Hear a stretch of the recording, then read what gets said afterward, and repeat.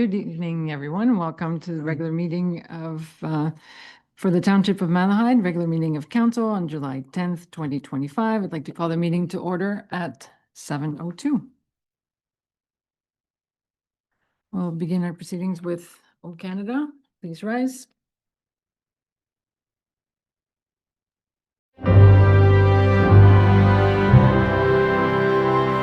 O Canada, our home and native land, true patriot love in all of us command. Car ton bras sait porter l'épée, il sait porter la croix. Ton histoire est une épopée des plus brillants exploits. God keep our land glorious and free. Oh Canada, we stand on guard for thee. Oh Canada, we stand on guard for thee. Thank you. Next is approval of the agenda. I know we are removing one of the public meetings for the zoning bylaw application.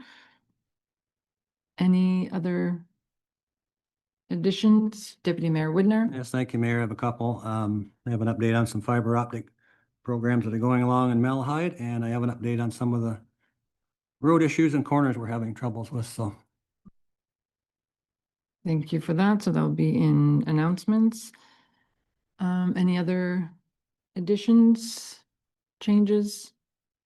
Seeing none. We have the resolution, please. That the July 10th, 2025 regular council meeting agenda be approved with the following amendments. Removal of the zoning bylaw application of Abe and Bertha Friesen, application number D14Z0925. Announcements regarding road updates and fiber announcements. Thank you. Mover and seconder. Councillor Serna moves. Deputy Mayor Widner seconds. All in favor? Motion is carried. Next is disclosure of pecuniary interest. Deputy Mayor Widner. Yes, thank you, Mayor. I have four of them: the Chalet Drain, the Bobbitt Dyke Drain, the Baxter Drain, and the Harvest Bowl MOU. Thank you. Noted. Next is adoption of the minutes from our previous meeting. So we have the minutes from our meetings on June 19th, 2025. Any errors or omissions? Seeing none, we have the resolution. That the minutes of the regular council meeting held on June 19th, 2025 be adopted. Mover and seconder, please. Councillor Lewis moves. Councillor Leach seconds. All those in favor? Motion is carried. This brings us to a first meeting to consider the Chalet Drain. Oh, did I skip announcements? Yes, I did. My apologies. I'm glad somebody's paying attention. So, Deputy Mayor. Yes, thank you, Mayor. We had people out today working on fiber optic on my road. And I guess there's been some issues. I talked to Jason this week with, just the way things are. It's just everybody has to approve everything. Well, they put in a bunch of poles. Now we got to remove them all because they're too close to hydro lines and they got to pull them back out. It happens. That's life, I guess. But I did get a real good lesson today on fiber optic, and I did bring a piece of it tonight if anybody wants to. I'll pass it around. You can guess how many homes this one little piece of wire will service, and it just blows you away. And there's 74 colors they can shoot down these little tubes, and that changes the data and everything. It's very interesting. So I'll pass it around. Just don't touch the end of it. I guess it can hurt you, but if it does, I guess. And I did get talk to Mr. Peter Duchek today with the county, and subject to next year's budget, they're going to install a light at 45 and 73 or whatever you want to call it these days, and it'll flash both ways. And they're also going to put 2 light standards in and illuminate the corner. Subject to budget, but he thinks it'll go through no problem. And we're gonna do a little more enhancements out here by Clover Mead. We're maybe gonna put no passing rate in the no passing lane. Maybe they'll get it then, but who knows? Right on the road. And if you don't get it by then, you never will. But anyway, that'll come, and that'll be in discussions with Jason and staff, and they're gonna do some conceptual drawings of where it should be. So that's good news, especially the 45. That's pretty quick service. I'm very happy with what they're doing. So that's good. Thank you. Thank you for those updates. So now we will proceed with the meeting to consider Chalet Drain. Oh, we have you in person. Welcome.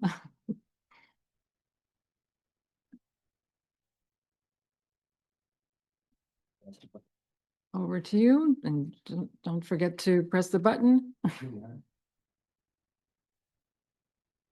Thank you very much. We are pleased to present our drainage report tonight on the Chalet Line Drain 2025. This was a road petition. This section of road was reconstructed last year, and to serve this area, it was requested to get a drainage outlet for the area. The area had historically been served by a private tile that was old and of unknown condition.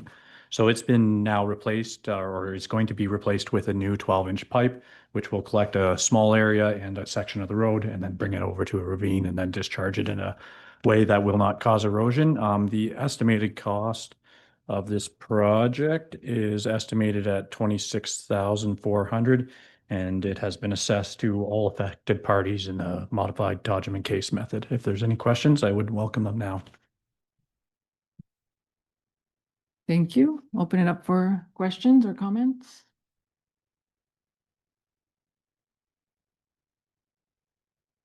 Seems pretty straightforward. The first resolution then?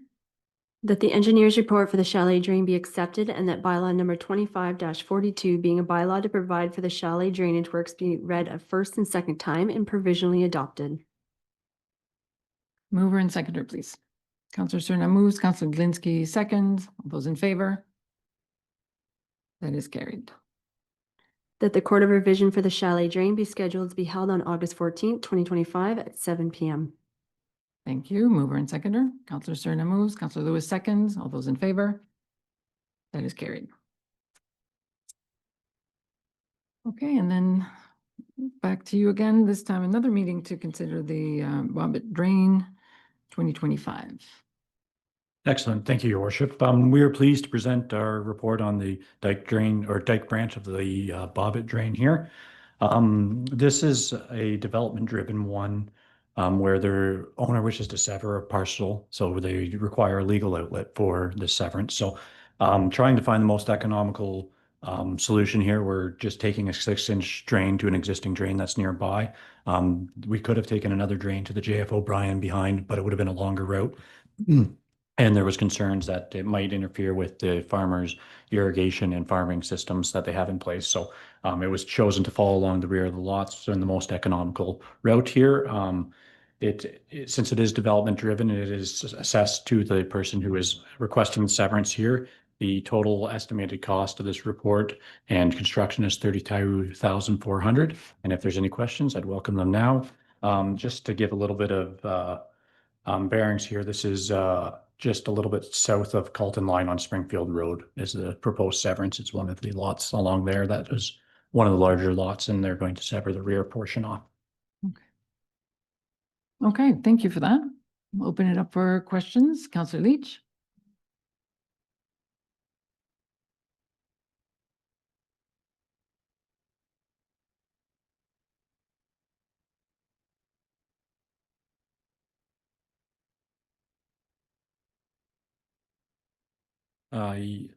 Through you, Your Worship, absolutely, that should be the property owner. Let me just read the paragraph where I'm.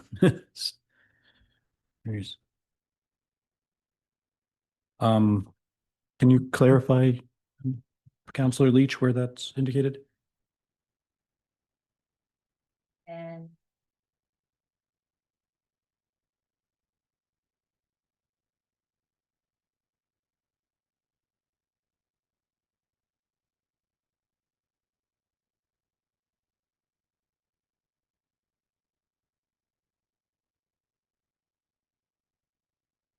If I may, through your worship, I believe that may be a typo. Our report assesses this to the property identified by roll number 020052, which is a private lands, and the scheduled net assessment also shows it assessed to them. So I believe that may be a township staff typo, if unless there's something else indicating in the report, but it appears to me the report is correct.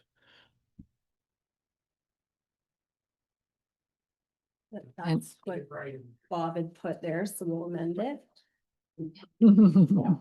These things happen, unfortunately, but I think the report's okay, so. Thank you.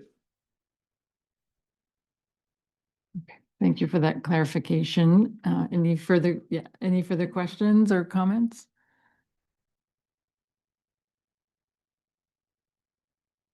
Very good. Okay, so we'll proceed with the resolution then.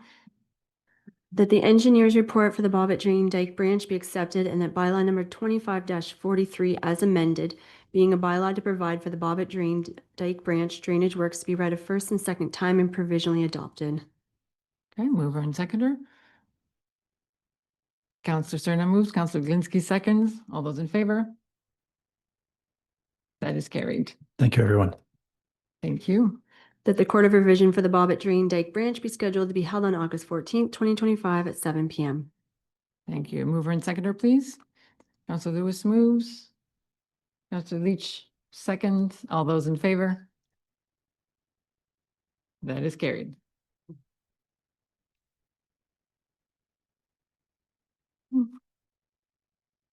Next on the agenda is our presentation from our auditor, Rob Foster. Welcome. Floor is yours.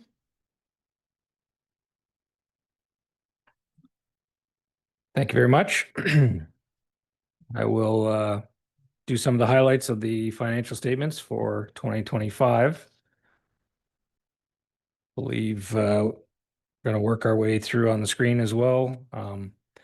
But we will start with our auditor's report, which is our page 2 of the financial statements. So the financial statements are the responsibility of management and council. Our responsibility is to report to you and the taxpayers on those financial statements. So in our opinion, the municipality's consolidated financial statements present fairly in all material respects the financial position of the municipality as at December 31st, 2024, and the results of its operations, its cash flows for the year then ended in accordance with Canadian public accounting standards. So that is the opinion you're looking for. That is what we consider to be a clean opinion. And assuming that that the council approves these statements tonight, we will also date them. As of today, we are required to audit up to the date of approval.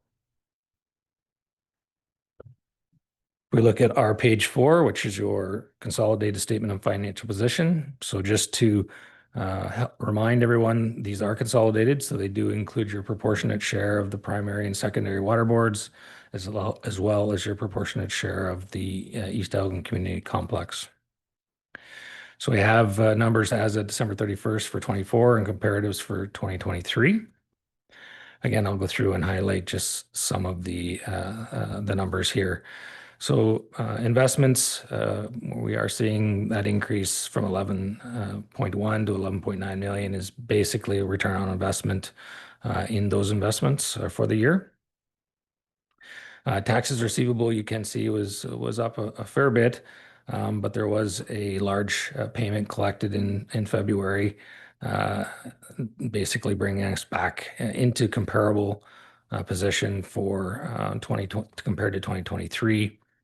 So not necessarily a concern really with collections, just timing of a rather significant taxpayer when they paid. Accounts receivable would be drains receivable, items such as water, sewer, HST. We did have a fair bit of drain receivables and grants in the prior year, so that's why we're seeing lower year over year. Deferred revenues, obligatory funds, so our OCFA funds were used in the year, or the vast majority of them, and that's our main difference. Our development charges were up a bit, but that's our decrease year over year there. Accounts payable, accrued liabilities, very consistent year over year. No new long-term debt taken on in the year. We did pay down about 252,000 of debt during the year. So that brings your net financial assets to 12.6 million, up from 8.7. That's a fairly significant gain on a year-over-year basis, and that's positive to see those assets increase. So that is good news for the municipality. As you recall, we are since 2009 now setting up tangible capital assets on the balance sheet and related amortization through the statement of operations. We did have $1.9 million of additions in the year, most of that in roads, 1.5 million approximately, or road infrastructure. We had 2.55 million worth of amortization. So not quite an even split there, but again, the reason bringing those onto the balance sheet is to help councils kind of recognize how much they're kind of utilizing of their capital asset base and how much they're adding to it in any given year. Salt and gravel at the end of the year, just again, a little bit of timing for winter maintenance, a little bit slower November, December in 2024. So we had a little bit more inventory on hand. So that gives us the total net assets of the 59.9 million. We'll see there's a schedule now that we call the schedule of remeasurement gains. So we do bring your investments in at their fair market value, but any unrealized gains are tracked in that schedule. So of your portfolio of 11.9 million, 686,000 of that are unrealized gains. So stocks have gone up in value, but you haven't yet actually sold those to realize on that gain. If we go to our next page, so that's our statement of operations and accumulated surplus. I will note that the budget numbers here have been adopted to the PSAB, so you do still on traditional zero budget financing. PSABs includes such items as amortization.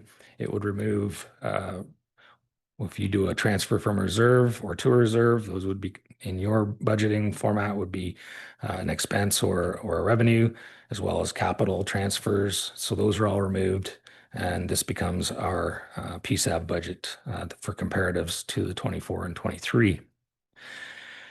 We did have a surplus on the year of approximately 874,000 under your formatting of the budget. The reasons for those, we had supplementals in excess of write-offs from the budget of roughly 133,000.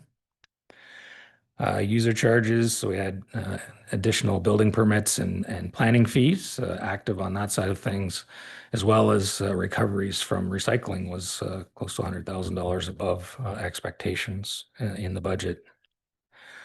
On the provincial side of grants, there were some additional grain grants than what had been budgeted for.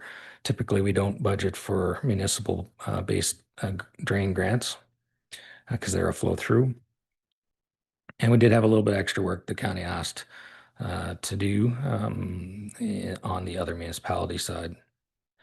Also, investment income was obviously quite a bit higher than what was expected from a budgeting standpoint. When we get to the expenditure side, I have to say, it's been a few years since I've seen so many columns consistently close to budget as what they are here. So congratulations in that regard.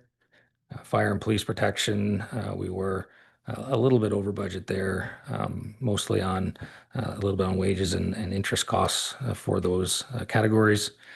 Transportation, a mix of wages, some material costs were lower, as well as winter maintenance for being under budget. Recreational and creative services, cultural services, sorry, that could be creative. Arena and was a nice surplus there or under budget, as well as wages.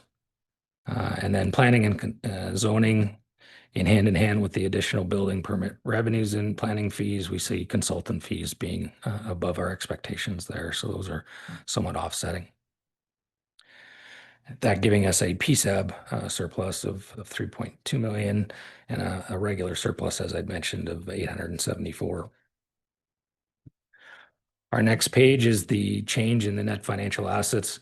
So this takes us from basically an accrual back to a cash basis. So we have our surplus, we would back off any acquisition of tangible capital assets, add back amortization as a non-cash expenditure, and our changes in prepaids and that sort of thing, bringing us to that increase of the 3.8 million in net financial assets. Our page 7 is that, as I'd mentioned, that measurement gains.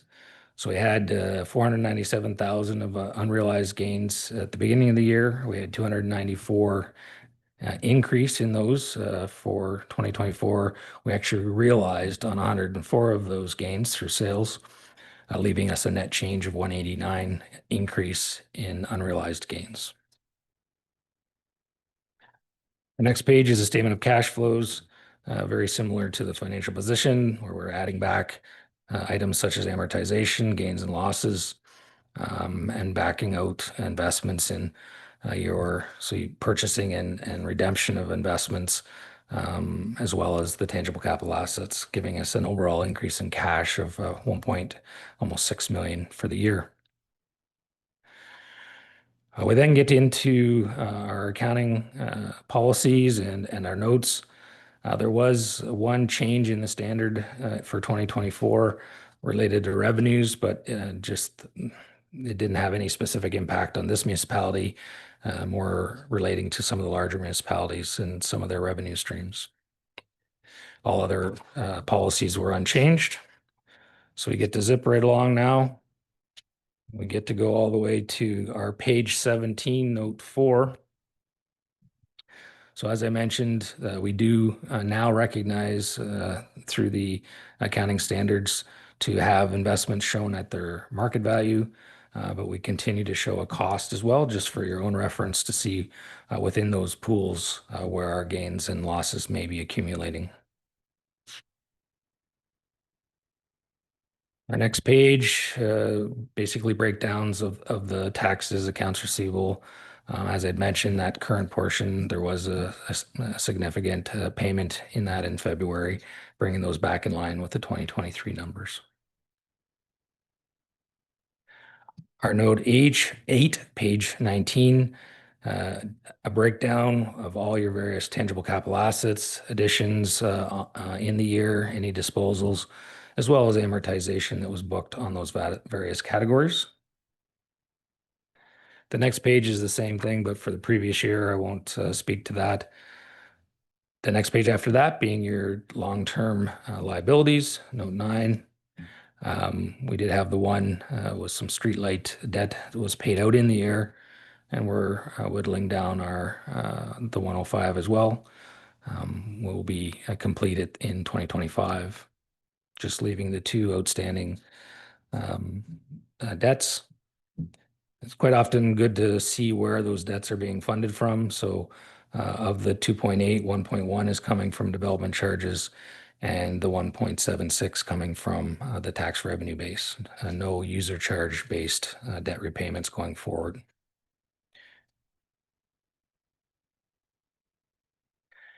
Note 10 is, I think, a fairly important one too, to understand. When we say we have a $59 million surplus, that doesn't mean that we don't have to raise taxes for the next 15 or 20 years or something to that effect. The big portion of that 59 million is invested in tangible capital assets, the 40.6 million.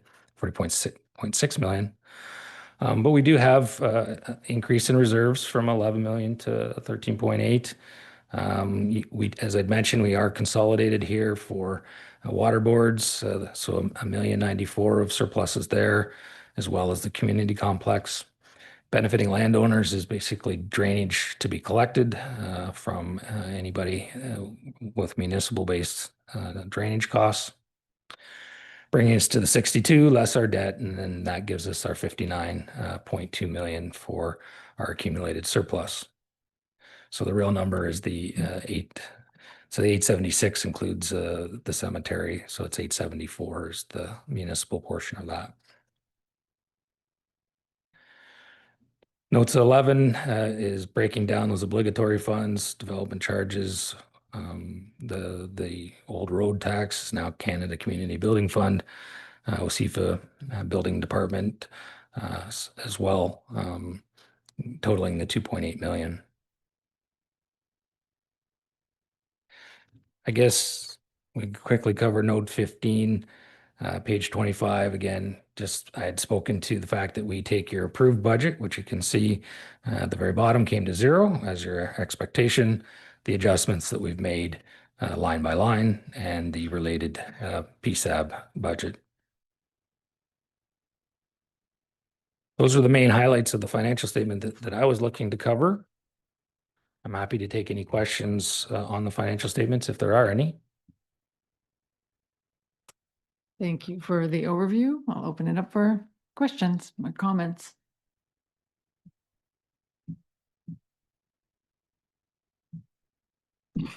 Deputy Mayor Widner. Someone has to say something. Sounds like a good news report. Yeah, I was surprised somebody had asked me yet what I thought of the position of the municipality. So, I really do think Malahide has positioned itself very, very well for potentially taking advantage of any funding opportunities that come along for capital projects. Working on, keeping your tangible capital asset and asset management hopefully in hand. I mean, a lot of municipalities are really going to struggle over the next number of years to try to fund those replacement of those assets. I think, you're in the upper 50% of that group as far as being able to potentially do that or not to struggle as badly. Again, I think overall, very prudent and well-positioned. I think I'm a conservative individual, so I believe in trying to not only keep those of us today in a good position, but also in the future as well. And I think you're positioning yourself in that way as well. Just to follow up, and I also like to congratulate Adam and his staff. You've done a great job. Excellent job. So that's all I can say about that. Great. Keep up the good work. We did have one additional letter that we included. So this is our comment, I guess you would say, on the financial statements of the municipality. We also do testing for various cycles, ensuring that all documents are functioning as they're supposed to. We didn't have any concerns, any questions. If there were any issues in the year, the municipality addressed them quite quickly under their own recognition. So we were very happy with how internal controls were functioning during our testing process. So that's also a very positive confirmation of the internal strength, controls and strengths of the municipality, and to congratulate both management and council for having that strong top-down responsibility of making sure things are functioning right, which is what we look for as auditors.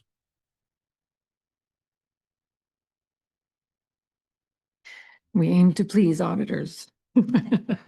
Well, among other stakeholders. But yeah, and I can certainly echo previous comments about it is nice to see the evolution and how every year the actuals are closer to budget, where it shows that the entire management team, I think, is getting a better handle on the costs and on the forecast, and things are well organized and clear. And including the reserves, it is tempting to look at these reserves and say that, well, those look like very rich reserves, but I think it's all well documented in the asset management plan and why we need those reserves. And so it's very transparent to the public. So the long-term planning is really well done. So thank you for validating that excellent work that staff is doing. Any further comments? Councillor Cerna. I can't help myself, but it just goes to show to the Ontario government that they didn't need to give us strong mayor powers. We've had them all along because everybody's scared to step out of line because of what might happen if we don't. So there you go. That's why we told a line here. So good job, everybody, for sure. Thanks. Thank you. Any further comments? If not, then I'll proceed with the resolution. That the 2024 audited financial statements as prepared by Graham Scott Enns and presented by Auditor Rob Foster be approved as submitted, and that the mayor be authorized to sign on behalf of council all required audited related documentation and correspondence in connection with the 2024 audit. Mover and seconder. Counselor Zelinski moves, Counselor Cerna seconds. All those in favor? That motion is carried. Thank you, Rob. Thank you to your team as well. For good collaboration over the years. Much appreciated.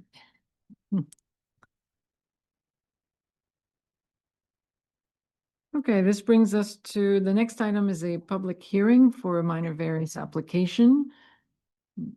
With the resolution, we'll bring that meeting to order. That the Committee of Adjustment for the Township of Malahide be called to order at 7:33 p.m. and that Mayor Dominic Jiguer be appointed chairperson for the Committee of Adjustment. Mover and seconder. Counselor Leach moves, Counselor Wilson seconds. All in favor? That is carried. So the purpose of this hearing is to consider an application for a minor variance as submitted by the agent Zelenka Priamo on behalf of owner Jeff and Tammy Van Noord relating to the property known municipally as 9790 Springwater Road. And Mr. Steele is with us, I believe. Yes. Thank you, Madam Chair. The subject lands consist of a residential designated and zoned parcel at the northern edge of the hamlet of Orwell. Currently contains an existing dwelling as well as a small accessory structure, and the owners are proposing to build a new accessory building that would have a max or floor area of 371 square meters, whereas the bylaw requires a maximum of 150 square meters, as well as permit an increase in building height of 11.6 meters, whereas the bylaw requires a maximum of 6 meters. No comments were received from agencies or the public through the circulation process, and staff reviewed the information provided as part of the application submission and find that it meets 4 tests for minor variance, being that it maintains the general intent and purpose of the official plan and zoning bylaw, is minor in nature, and represents desirable and appropriate development for the subject lands. And that concludes my presentation. I'd be happy to questions from members of the committee. Thank you, Mr. Steele. Is the applicant or agent here? Yes, please go ahead if you'd like to add any comments.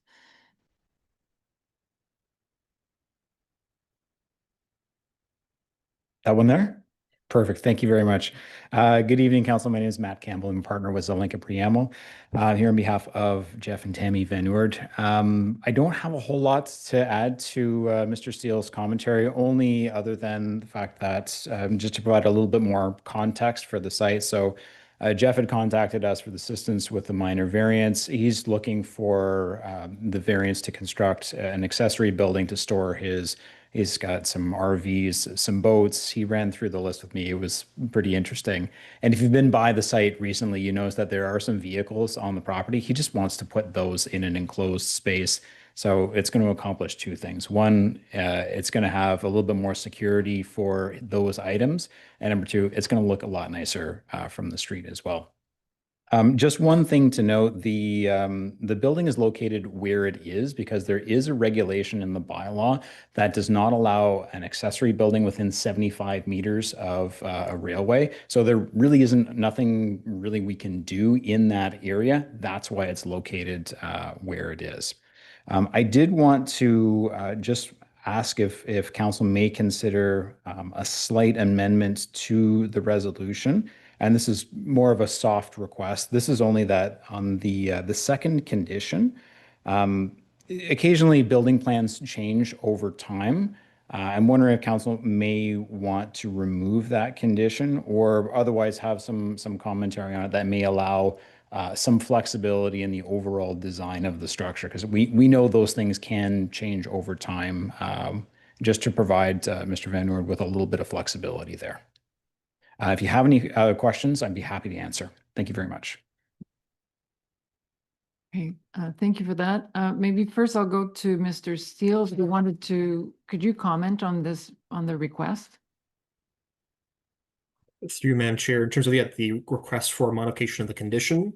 I think the purpose of that second condition is to ensure that sort of what is being permitted as part of the variance process sort of reflects actually what's been reviewed by staff.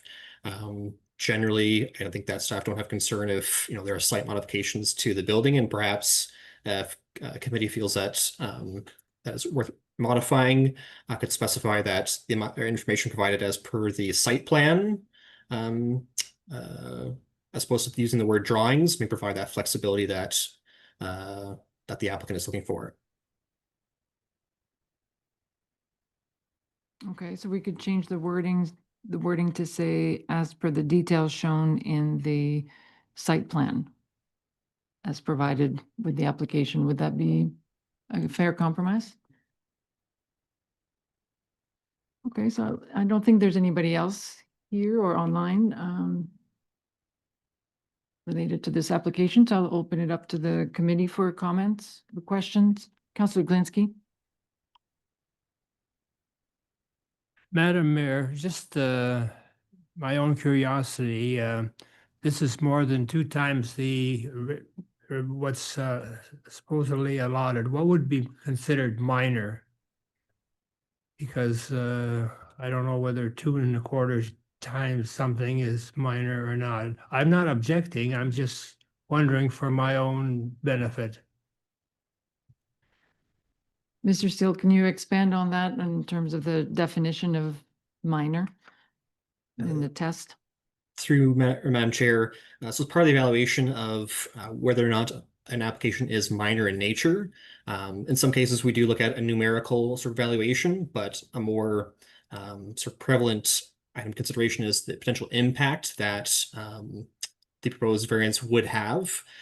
So one aspect of reviewing this application is based on the information provided as part of the application submission, the context of this being a relatively large lot compared to others within the hamlet area, and that while it would be, perhaps more than double the maximum requirement of the zoning bylaw, in consideration of the size of the current parcel, it represents, lot coverage of 2% of the entire property. And so in that sort of contextual review of the application, perhaps more flexibility is given compared to a small lot located within, a dense part of one of township's hamlet areas where, that increase in size could have a greater impact compared to the context of this property.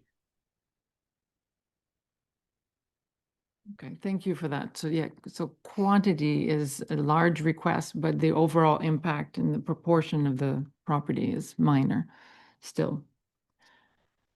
Okay, any further comments or questions from the committee? Councillor Wilson?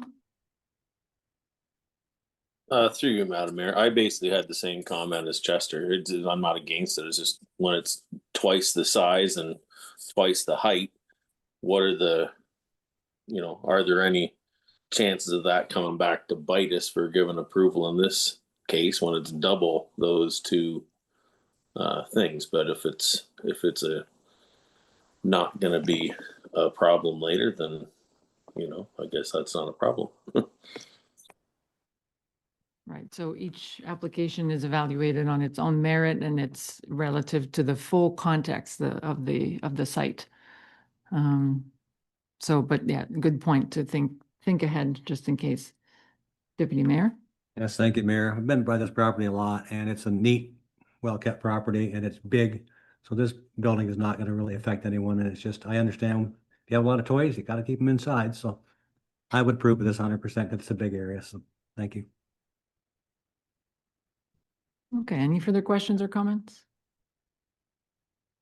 If not, then thank everyone for your input, and the committee can make a decision with the resolution, please.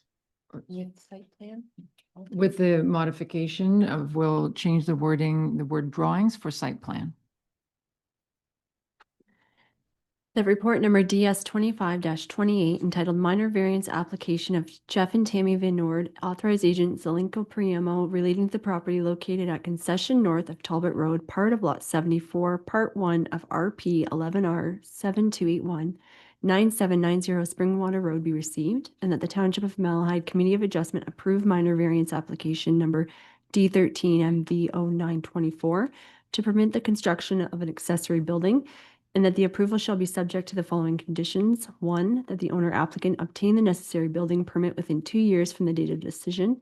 And 2, that the structure be constructed as per the details shown in the site plan as provided with the application to the satisfaction of the chief building official.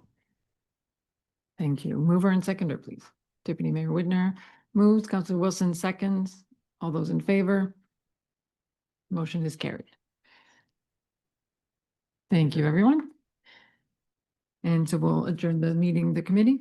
That the Committee of Adjustment for the Township of Malahide be adjourned and the council meeting reconvene at 7:43 PM. Thank you. Mover and seconder, please. Counselor Lewis moves. Counselor Glinski seconds. All in favor? Motion is carried.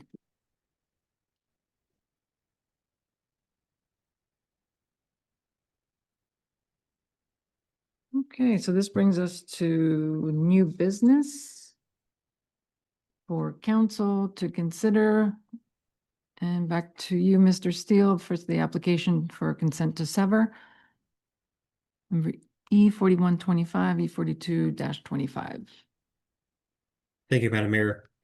Before council tonight is two consent applications. The owner owns a large continuous parcel of approximately 328 acres of farmland.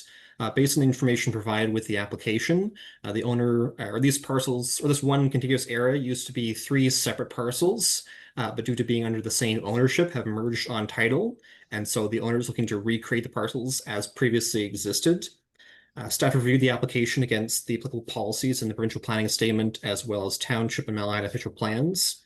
And additionally, noted that the proposed lots, since they were previously existing, would all comply with the minimum lot area and frontage requirements of the zoning bylaw. Public Works staff have noted that a daylight triangle land dedication will be taken from the southeastern corner of Belmont Road and cross the Hunter line in accordance with county engineering standards. And this proposed conveyance is recommended as a condition of consent approval. And that concludes my presentation. I'd be happy to questions from members of council. Thank you. Questions or comments?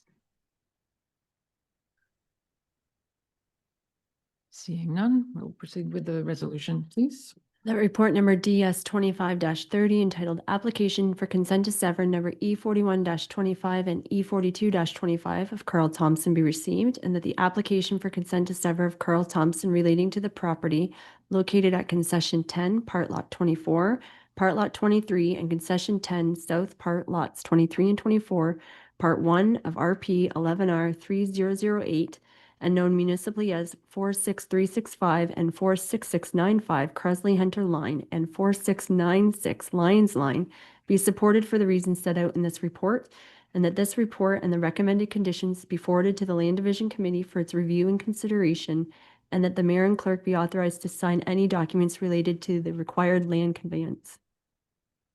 Thank you. Mover and seconder, please. Counselor Leach moves, Counselor Cerna seconds. All those in favor? Motion is carried.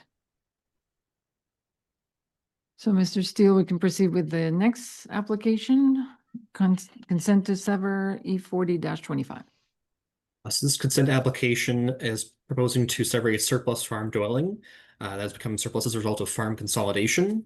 Staff reviewed the application against the applicable policies in the provincial planning statement, county Malahide official plans, and no concerns. Noted that a zoning bylaw amendment will be required as a condition of any approval to rezone the proposed retained parcel to the special agricultural A2 zone to prohibit any new residential uses in accordance with the applicable planning policies. And so staff recommend the application be supported, subject to these conditions provided that they be forwarded to the Land Division Committee for its review and consideration. And that concludes my presentation. I have any questions from members of council. Thank you. Questions or comments? Counselor Glinski.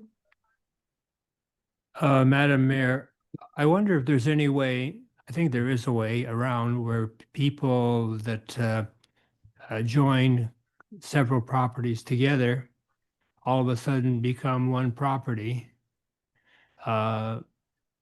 There should be a way of handling that so that they don't have to go through this kind of a situation at some point, because down the road, you never know who's going to be sitting on council or who might object to it. We certainly won't, but if it's one property, one property number, then all of a sudden Land Division or whoever could raise a stink over it. And I think the way around it is if each parcel, even though it's side by side and operated by the same person, get entitled to a different name or number. And that way they're separate properties, even though they're being farmed together. And it doesn't matter whether it's side by side or if they're a mile apart, it's still the same kind of situation.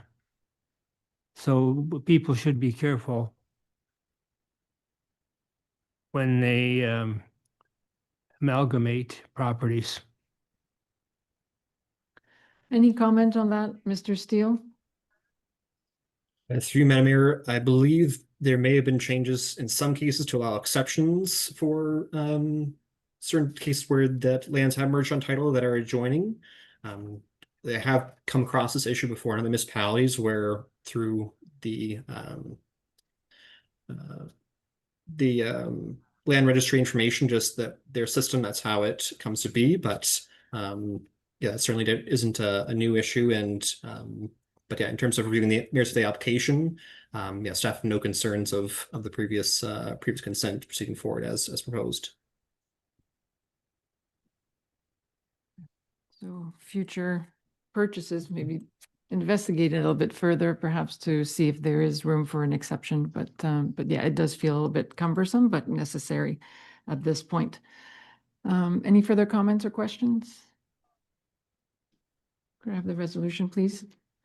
The report number DS 25-29 entitled Application for Consent to Sever E40-25 of Carl Donald Thompson be received, and the application for consent to sever of Carl Donald Thompson relating to the property located at concession 11, part of lot 13 and 14, and known municipally as 12985 Imperial Road, be supported for the reasons set out in this report, and that this report be forwarded to the Land Division Committee for its review and consideration. Thank you. Mover and seconder, please. Councillor Surinam moves, Councillor Wilson seconds. All in favor? That is carried. Thank you, Mr. Steele. I think those are all your reports this evening, so enjoy the rest of the evening. Thank you. Have a good evening.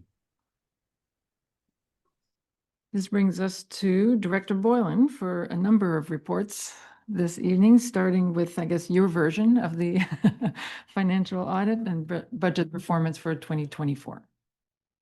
Thank you, Madam Mayor. I think Mr. Foster stole my thunder a little bit. I didn't expect this presentation to be so detailed, so I won't give you the same one twice. I will similarly thank staff for their close budget management practices. We did generate a somewhat sizable surplus this year, but most budget centers were managed as close to budget as could be reasonably expected, with only two budget centers falling into a deficit, which were as a result of circumstances that I believe were outside of our control. So all in all, I think it is a good news story for the township. I think Rob covered like the ins and outs, as well as the report provides further context as how some of those variances arose. Perhaps the question that he didn't answer was what happens now? Like we have a surplus, what happens to that now? So part of the report's recommendations are to transfer that to reserves once we get to budget. Council will have the ability to decide whether which capital projects to allocate that against or use it against the existing set of planned infrastructure projects to mitigate future property tax increases. So it absolutely will have benefit to to residents once we get into the 2026 budget process. With that, I'm happy to answer any questions that haven't already been addressed by Rob. Thanks. Thank you. Open it up for comments or questions.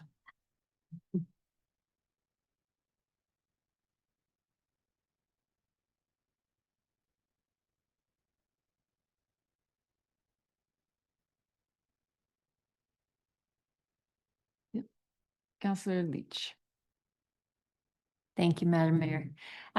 Could you, through you to Director Boylan, explain why there's all zeros in the modernization fund, but a opening balance of 402,000 plus a few dollars? Yeah, so that was unrestricted grant money provided by the province a number of years back, and we've had it stored in this modernization reserve fund. The funds are unrestricted. Council can use them however they please. We haven't allocated them through the budget process, because we haven't really found good projects that align with the intent of that grant. Technically, they're unrestricted. You could spend them on a road, but we want to spend them in a way that kind of aligned with the original intent of the grant money we received. So yeah, it's been sitting in the reserve. We could look at how to allocate that out in 2026. I know we do have a number of modernization initiatives that potentially we could allocate it to, like software implementations, for example. So we could look to do that for the 2026 budget for sure. So it has just been sitting there and has had no investment benefit from it just sitting there? We don't allocate, it's not one of the ones that requires an investment income distribution against it. We haven't done it's not that we received the grant money and did nothing with it. I think the original amount was something like 550-ish. And so we have drawn upon it over the years, but yeah, looking for good project candidates to align with its intent. So is it generating income sitting in the reserve? Like, is it invested or is it just literally mothballed? It's invested, so we have any funds not in use by the township are invested or used to fund like our ongoing cash flow operations around the township. It's just not receiving investment income distributions. Our policy requires investment income to be proportionately distributed to certain types of reserves, and that's just not one. It's not restricted. There's no requirement to distribute any investment income to it, and I'm not sure it'd be in our best interest to do so anyway, when you could just put that income to the capital reserve, which tends to be a preferred choice of investment income distribution. Thank you for the clarification. Sorry it took me so long. No, that was a good clarification. Any further comments? As Director Boylan indicated, we already covered a lot of the appreciation and kudos to staff for the budget being so well managed and presented. So if there are no further comments to that, then we can proceed with the resolution to receive. The report number FIN 25-12 entitled 2024 Financial Audit and Budget Performance be received, and that the township's 2024 budget surpluses be allocated to reserves as outlined in the reserve continuity schedule attached to Schedule B. Thank you. Mover and seconder, please. Councillor Leach moves, Deputy Mayor Widner seconds. All in favor? Motion is carried. So this brings us to the development charges annual update. Mr. Boylan. Thank you. This report fulfills our annual reporting requirements under the Development Charges Act. In 2024, the township collected $154,000 in development charges, earned $36,000 in interest, this being one of those reserves that does require accrued interest upon it. And approximately $43,000 was applied to eligible debt payments for growth-related facilities. So the reserve fund closed with a year-end balance of $826,000 approximately, which is committed to capital projects identified in the 2021 development charges background study. Thank you. Thank you. Questions? Councillor Leach? Thank you, Madam Mayor. So I noticed in the audit that there was a discrepancy between the development charges received and the amount it costs to implement development. In the report, it mentions that at this time you don't think that development charges should be increased, but at what point does that discussion become more valid? I'm not sure what you're referring to in the financial statements, but I can speak generally to whether or not the DCs are appropriately set. Through the the development charge background study process, you identify a number of growth-related projects that the township's planning to undertake that unlocks or facilitates growth. What I see is a growing disconnect between that planning, that growth project set, and where our capital budget forecasting is going, making the DC collections we are retrieving less valuable to our strategic initiatives. So that's kind of speaks to the importance of undertaking a new background study, and maybe our DCs will go up, maybe they'll go down, but it will be entirely dependent on what that growth related project set looks like. So funding something like a water main to Springfield, not saying that we're doing that, that would imply much higher DCs, whereas maybe like adopting like a low growth approach would be less than DCs, for example.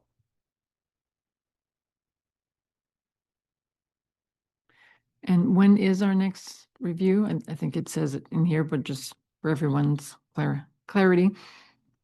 Our DC bylaw expires September next year, so we have to do it imminently. We also have a water and wastewater master plan that would play into that. So ideally you'd like to see the project set identified through that process and then wrap it into the DC background study. Okay, so in 2026, early 26. Councillor Wilson?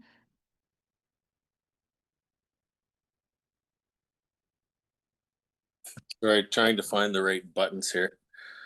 I think what Councillor Leach was getting at, there's a building services financial operations under that heading. It said in 2023, those costs of $428,000 to administer and enforce the Building Code Act, and the revenues, if the costs are $430,000 and we're bringing in $200,000 from building permits, in 2020 we were bringing in as much revenue from the building permits as what the costs were, and now the costs are double what the permits that we're bringing in. So I think that's what Councillor Leach was getting at. So this report, the subject of this report is exclusively development charges, which is not building permits. I don't have that section of the financial statements. Perhaps on the financial statements they're combined. I'm just guessing by the description that Councillor Wilson gave, but we'll get to building permits. But yes, this report, the subject of it's just DCs. Yeah. Right. And in the previous report, I think there was a comment that that whole section on permitting and reviewing fees and revenue versus expenses, all of that needs to be reviewed. Yes, okay. So that's on the docket to be reviewed along with development charges. So we're due for a few updates and alignment with the strategic plan. So that's good. Okay, any further comments or questions regarding the development charges annual report? Councillor Glinski. Madam Mayor,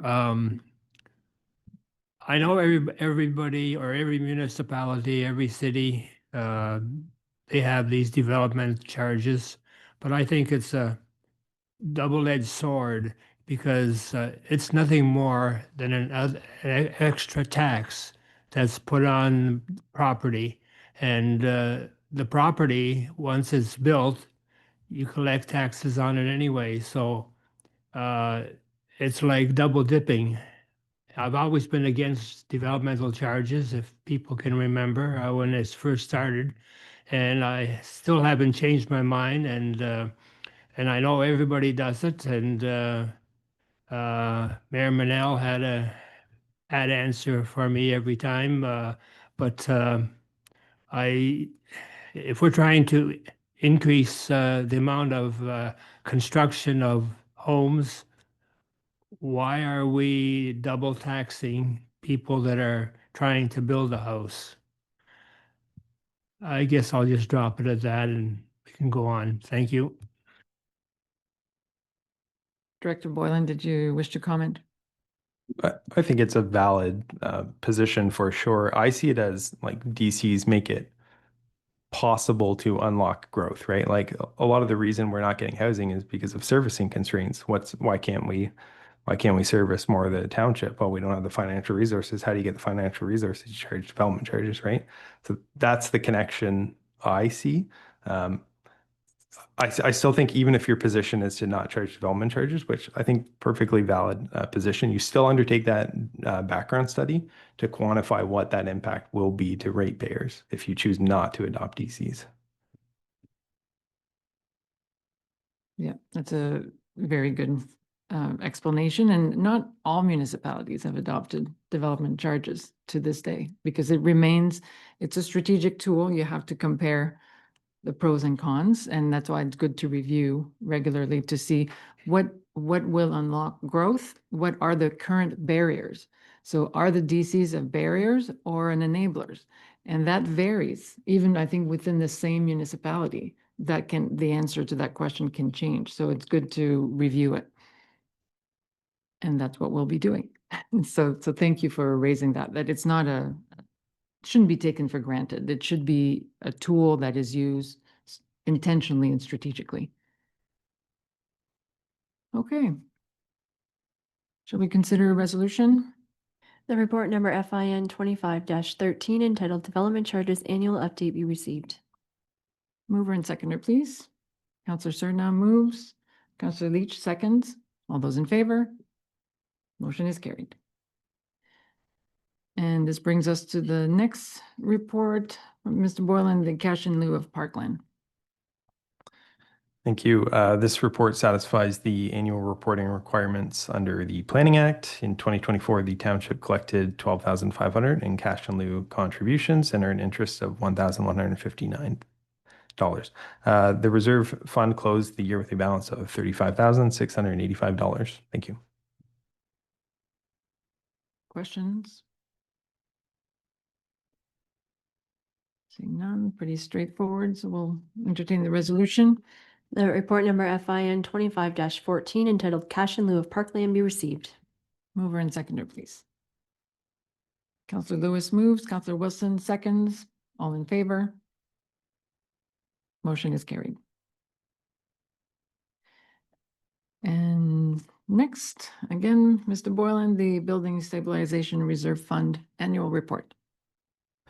This report meets the annual reporting requirement under the Building Code Act. So in 2024, the building services incurred a $83,000 deficit offset by the Building Stabilization Reserve Fund.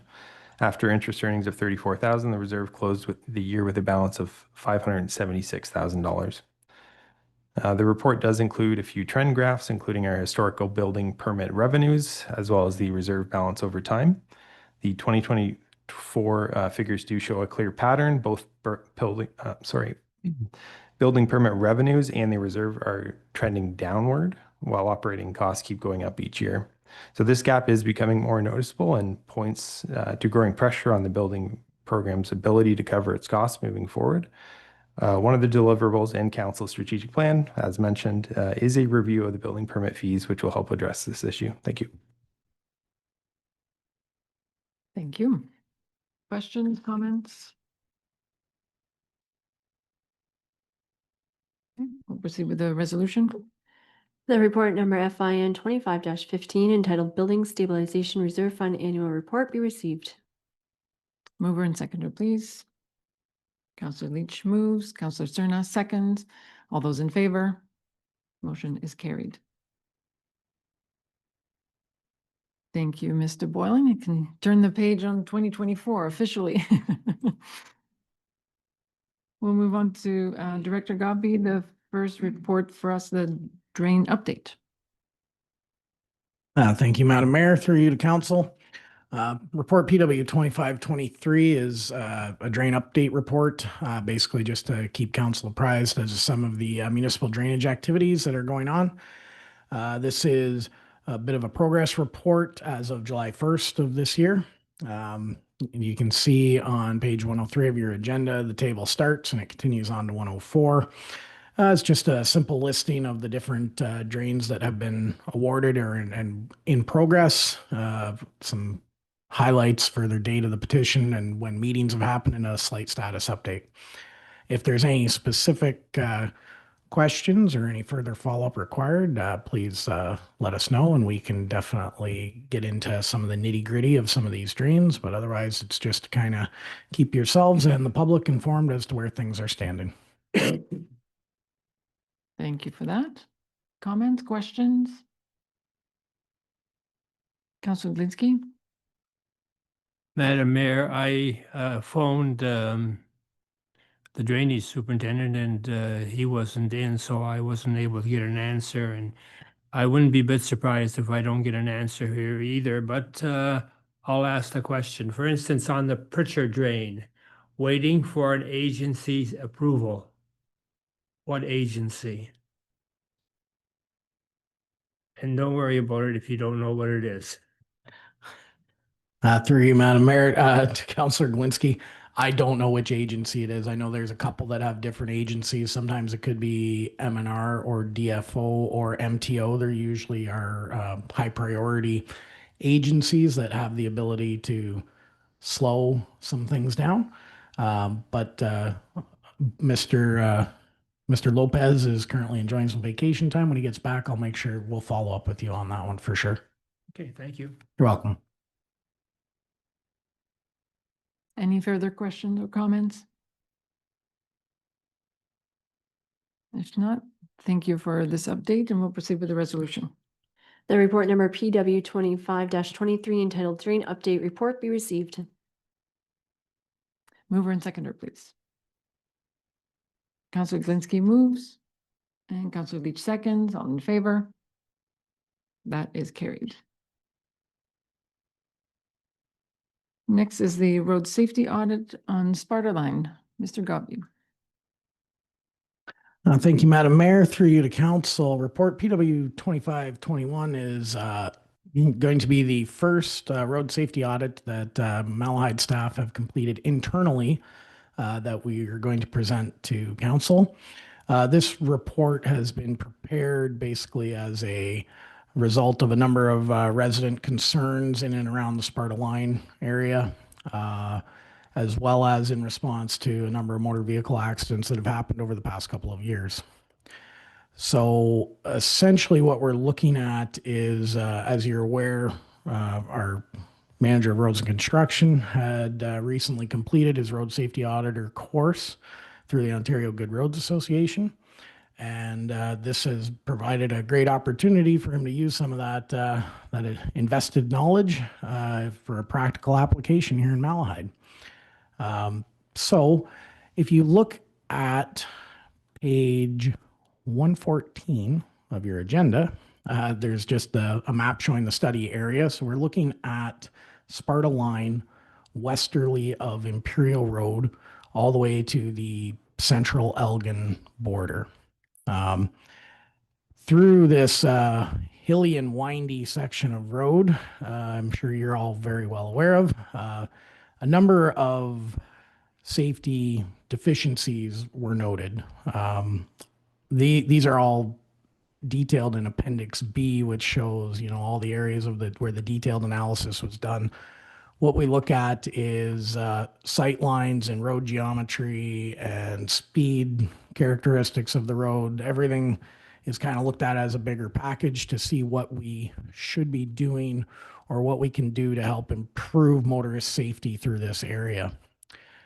As it turns out, the report has indicated approximately 47 new hazard marking, curve markings, speed zone signs that need to be done through this area. If you were actually to refer to page 106 of your agenda, there you can see at the bottom of the page there, it shows kind of, I think there's 6 examples there of some of the various signage that is being recommended to be installed through this area.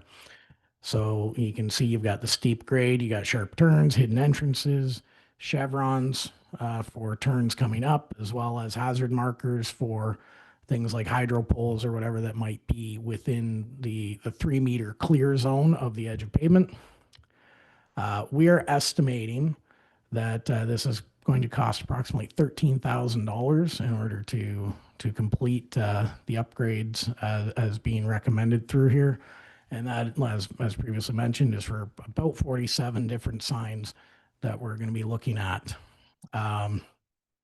Along with that is a coupled speed zone reduction. So we would be looking to have the bylaws prepared in order to essentially take the speed zone from the central Elgin border to just east of the Antoneson Sandpit down to a standard of 60. There is also reductions on some of those sharp curves down to as low as 20 or 30 kilometers an hour. And then it increases back up to 80 for that stretch based on the road geometry until you get back to Imperial Road. It is a very long and detailed report.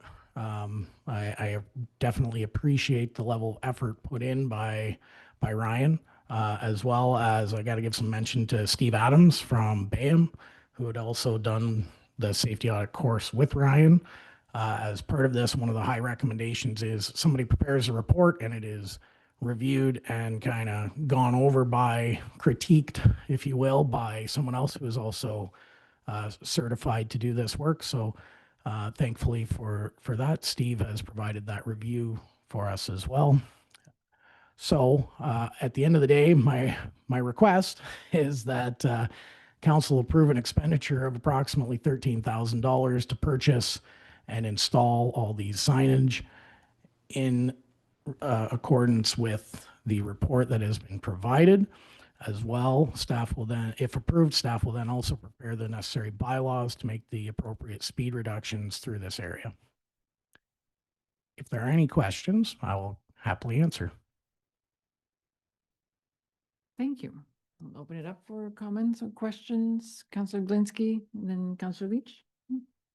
Madam Mayor, I would like to congratulate staff on taking the necessary courses so that they could do the in-house report on the road safety, as opposed to having to hire a consultant, which would probably, rather than 13,000, it would probably be 3 or 4 times that. So I would just like to congratulate you and Ryan for doing this in-house. Thank you. Thank you. Councillor Leach. Thank you, Madam Mayor, through to Director Godby. So some of the detailed report indicates that there would be a benefit to illumination. How would that happen? Through you, Madam Mayor, to Councillor Leach. That was a good observation. How would that happen is a very challenging question, and that is why at this point staff have not pushed forward with that recommendation. To achieve the illumination of all of these areas, some areas which don't necessarily have readily accessible overhead hydro can become a very costly adventure.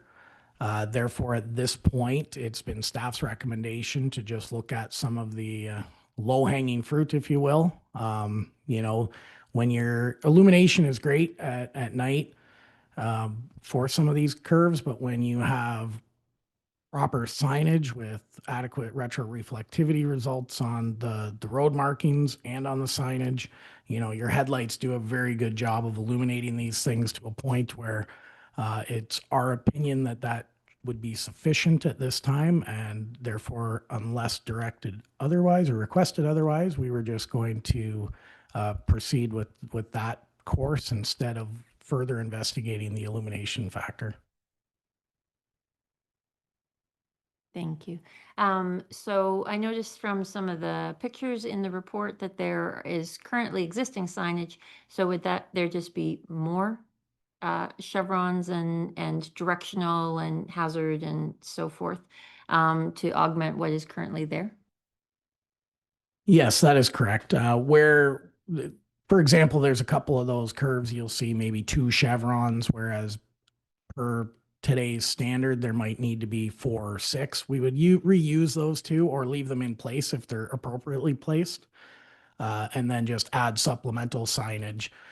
Typically with those kind of chevrons, you know, they've been thrown up at one point just to say, hey, we should probably do something, but by the book, there should probably be a couple to indicate, that that it's coming up so you can see it from further, you can start to reduce your speeds, and make the turn a little more safe. Follow-up? Thank you. Is there, because a portion of this is in Central Elgin, is there any potential to reach out to Central Elgin to warn of this upcoming area? Or is that we're just stopping at the line?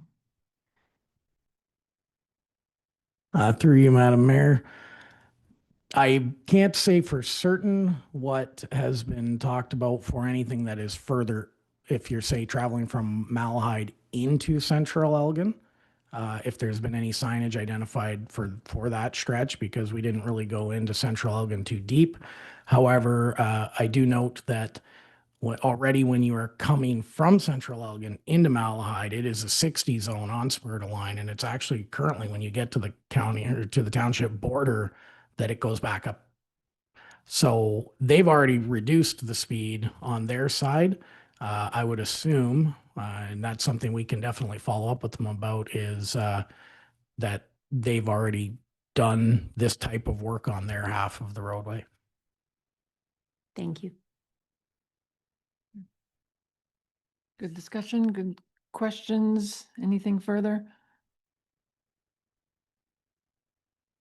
So there's, this was not a planned expenditure for this year's budget, but there's,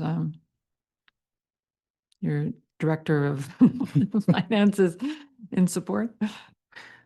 Through you, Madam Mayor. I guess we kind of have two options. We have not fully expended our signage budget for 2025. So we have a couple options. We could just continue with this work this fall. It would likely be probably September, October, and potentially have a bit of an overage in our signage area. Or we could defer this work until 2026 and put it in as a separate budget item. We are in progress of our retroreflectivity testing right now, which usually would eat a lot of our sign budget if we have a lot of failures. Based on the last couple of years, I think we've been doing a pretty good job at keeping up with it, so we don't anticipate fully utilizing that budget. However, I hope to not eat those words and end up overspending. So it's kind of, we're good either way with what it is. I don't know if Director Boylan has any additional thoughts about me spending more money or not. So I'll leave that to him. I think it was like a couple years ago, council approved a sizable adjustment to our signage budget because of these road safety audits. So my inclination is to fit it within the existing budget framework. If there's any surplus funds in 2025, great. If not, kick it to 2026 because in my opinion, we've got a healthy operating budget to deal with those items now. So I don't imagine we'll have any property tax increases for this, but I'm open to further discussions with the roads crew. Yes, it does sound very reasonable and much needed. I think before, when it gets dark, if it can be done before fall, I think that would be really, really beneficial. Councillor Leach? Thank you, Madam Mayor. Because there's some extra funds available, how long does a project like this typically take once it gets underway? Through you, Madam Mayor, to Councillor Leach. Something like this, we'd be undertaking in-house, so just be, knock wood as long as the guys don't run into some underground features like rocks and stuff like that, which can really ruin your day when you're trying to put in a fence post. But I would guess something like this over the course of a week or two, they would be able to have done. The main thing is getting the locates done and getting the posts set, and then it's just a matter of fastening the signage. My suggestion was going to be put as many signs in a section as possible with the budget that's existing, but if it's more feasible to do the whole stretch at once, then that's better use of funds and time.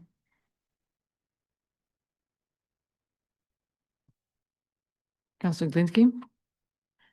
Madam Mayor, I was just wondering, now that we know that there is a need for the signage, and it says also mean guardrails and that kind of stuff, or just signage? Through you, Madam Mayor, this report did not identify the need for any guide rail through this point. It was primarily looking at the signage and speed reduction. Okay, follow up? How much time do we have to put these signs up now that we know that they're needed? Or is there a timeline? Through you, Madam Mayor, there's not necessarily a firm timeline associated with it. As council would recall, you know, the previous road safety audits that have been done have identified deficiencies in other areas like guide rail. At the end of the day, the municipality is taking steps. You know, we have a budgeted program in order to address these matters. It's not really held against you if you can't immediately execute upon some of these things, but you know, it is definitely in our favor that we have identified the problem, and B, we have presented a solution for it going forward. So I don't anticipate there being very much risk associated with this.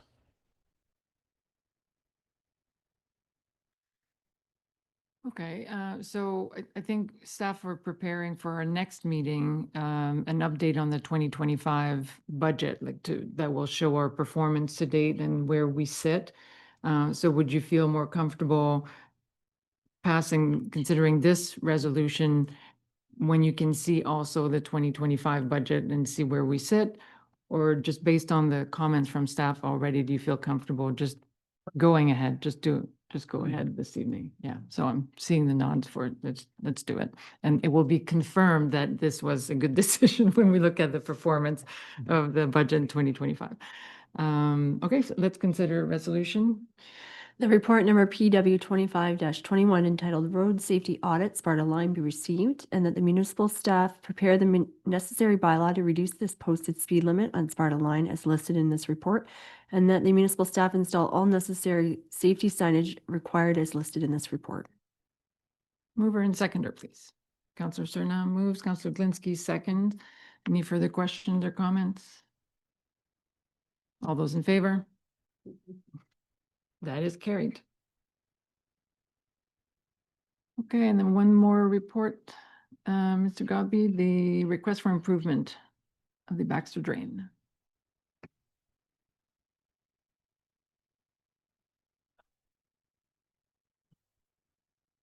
Thank you, Madam Mayor. Through you, report PW 2522 is a request for improvement to the Baxter Drain.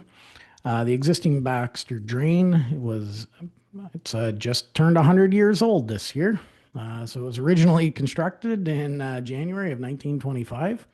And the performance of that drain has been slightly lacking as of late. The property owner has identified that they would like to see an improvement to this drain, and therefore has signed the necessary petition for that work to be done. Sorry, for reference, it's on page 198 of your agenda. You can see a general overview. So it is staff's recommendation that in having received this request for improvement, that we appoint Mr. John Spreet of Spreet Associates to prepare an engineer's report and have that work completed so that we could reconstruct this drain sometime through the course of 2026. If there are any questions, I will happily answer. Questions or comments? Seeing none. Proceed with the resolution, please. That report number PW 25-22 entitled Request for Improvement Baxter Drain be received, and that John Spreet of Spreet Associates be appointed to prepare an engineer's report pursuant to Section 78 of the Drainage Act, RSO 1990. Mover and seconder, please. Councillor Leach moves, Councillor Surna seconds. All those in favor? Motion is carried. Thank you. So it's 8:30. We have roughly 3 more items. Do you want to push through, or do you want a 5-minute recess? 5-minute recess? All right. Okay, welcome back. The next item on the agenda are bylaws. We have two. So one for the Chalet Line Drain and one for the Bobbitt Drain Dyke Branch. And one resolution. Please go ahead. That the following bylaws now be read a first and second time. Bylaw 25-42 Chalet Line Drain and Bylaw 25-43 Bobbitt Drain Dyke Branch as amended. Mover and seconder, please. Counselor Cerna moves, Counselor Glinski seconds. All those in favor? Motion is carried. And this brings us to Committee of the Whole, so we'll need a resolution to move into committee.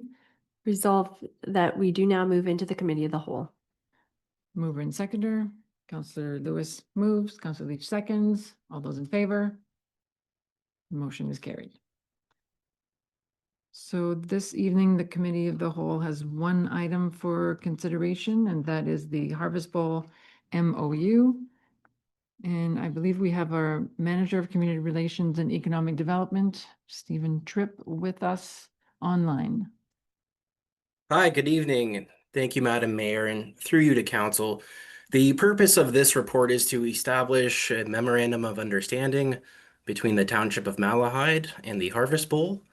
As part of our strategic plan, the Township continues to engage our community and establish and document our service levels within it. The Harvest Bowl is a nonprofit organization that in 2018 started a gleaning program with local farmers to dehydrate unused crops and turn the dehydrated product into soup mixes for local food banks and shelters. The South Dorchester Community Hall was and continues to be the location of operations and has helped the organization serve thousands of those in need. So we recognize and applaud their continued efforts to support those in need. Most recently in September 2023, a follow-up staff report was brought to Council with an itemized list of concerns arising out of the using of the facility for this purpose. It was determined that the creation of an MOU could alleviate the items brought to the attention of Council. In establishing an MOU, the Township has addressed these issues, including property use, building access, and associated rental costs. The terms of the MOU have been agreed upon by the department heads of the Township, as well as the organization. The agreement can be amended as per a request or exited out by either party at any time. It is the Township's stance that establishing these MOUs with our community organizations are mutually beneficial and ensures smooth communication, coordination, and expectations. I'm happy to answer any questions. Thank you. Thank you. And again, thank you to staff for working on developing these MOUs. It's a very good way to manage expectations on all parties and maintaining a really, really healthy relationship. That's what we want. And Council has voiced many times that they were in support of this organization. We just needed to make sure that, like I said, maintain that, find a mechanism to maintain that good relationship.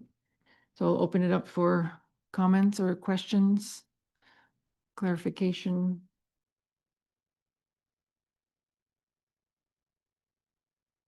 Mr. Gubby? Thank you, Madam Mayor, through you. I just wanted to take a second to recognize Stephen's efforts in this. And he kind of got, this is one of the first things that I got thrown at back in 2023. And it's one of the first things I kind of threw at him when he started, and he was able to run with it and work well with Donna and the group there at the Harvest Bowl to get this sorted out. And I think we do have something here that will allow us to support the organization while, like Stephen referenced, alleviating some of the concerns that have been previously brought up. So I just wanted to acknowledge that and thank him for his efforts.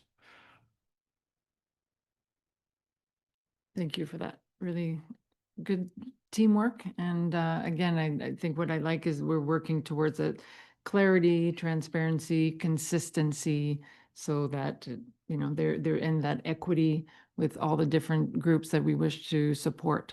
So, but it does take work, lots of conversations, lots of negotiations between multiple parties. And so kudos to you, Mr. Tripp. Any further questions? And so we are in committee of the whole, so that means we have in this case, more than a couple of weeks, because our next meeting is in August. So again, if there are members of the community who want to look at this and react and send comments, there's lots of time. Councillor Wilson. Through you, Madam Mayor, the report was pretty extensive. I think there's some of the stuff that might be, basically I want to support that group for whatever we can, because they do a lot of good for the community. And if we have to go above and beyond with some utilities for the group, for the amount of good they do and what they do, I have no problem supporting that. Thank you for that. Mr. Garvey? Thank you, Madam Mayor. And just on that note, just a note to council that Stephen and myself and our new manager of facilities and contract administration, Dustin Pennings, you will meet him sometime sooner, probably rather than later. We're actually this morning discussing other grant opportunities. If you recall, back in 2023, one of the directions from council was that we explore other potential grant opportunities to help support the Harvest Bowl's operation at this location. So we're actually doing that right now as well to see if we can do some things to make life a little bit easier for them there. So just as a general piece of awareness for you. Nice. Thank you for that. Great. So looking forward to continued positive collaboration with this organization. And as everybody said, the great work that they do. So let's entertain the resolution for today. The report number DS 25-31 entitled The Harvest Bowl Memorandum of Understanding MOU be received, and that the committee recommends that council approves the memorandum of understanding between the township and Mennonite Community Services of Southern Ontario, a not-for-profit corporation under Ontario law, operating through its Harvest Bowl initiative, to outline the roles, responsibilities, and terms related to the use of municipal facilities and ongoing support for community development. Thank you. Mover and seconder, please. Councillor Surna moves, Councillor Wilson seconds. All those in favor? The motion is carried. And that was the only item for the committee of the whole, so we can adjourn the meeting of the committee. Resolve that we do now move out of committee of the whole and reconvene the regular council meeting. Mover and seconder, please. Councillor Lewis moves, Councillor Surna seconds. All those in favor? Motion is carried. So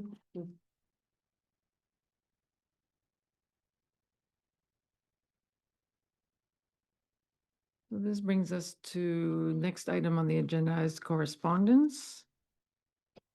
There are a total of 15 items.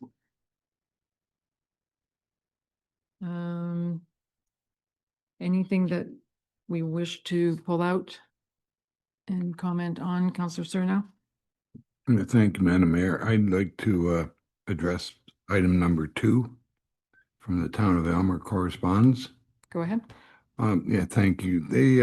They're asking us to consider forming a funding partnership for the Armor Pool. First of all, I just want to say I have no problem with that, but reading their letter, it's very vague in its content. They want us to consider part of our 2026 budget, but they don't tell us what we're supposed to consider other than a partnership. So I don't know how you go into a budget deliberation. You know, do they want $1? Do they want $1 million? I don't know. So I'm asking if we can ask staff to get in touch with them and find out what they want and be more specific in their ask, if that's possible, because they're talking about all they're doing and, you know, they just want a partnership. So I don't know what they're after. And I think they can be more specific in their ask, if that's possible. Thank you. Yeah, I think that's a fair request because, yeah, there are two questions. One is to, consider renewing a partnership, but then to consider that as part of our budget. So, so we could do it if there's support around the table, we could request clarification. And then if there is a financial ask, then we'll commit to consider it in our 2026 budget. But we need to find out first. No, that seems fair. Any further comments on this item then? So we could do a resolution for that one right away? Separate it. We'll separate it. And then T1. And do you want to do this one right away or then, or at the end? Is anything else being supported? So let's go back to the other items and the other 14 items. Any further comments or questions? Councillor Leach. Thank you, Madam Mayor. I would like to consider supporting Kettle Creek Conservation Authority number 9 with their comments to Bill 5 and Bill 17. Thank you for that. Any further, Councillor Wilson? I would like to echo Councillor Leach.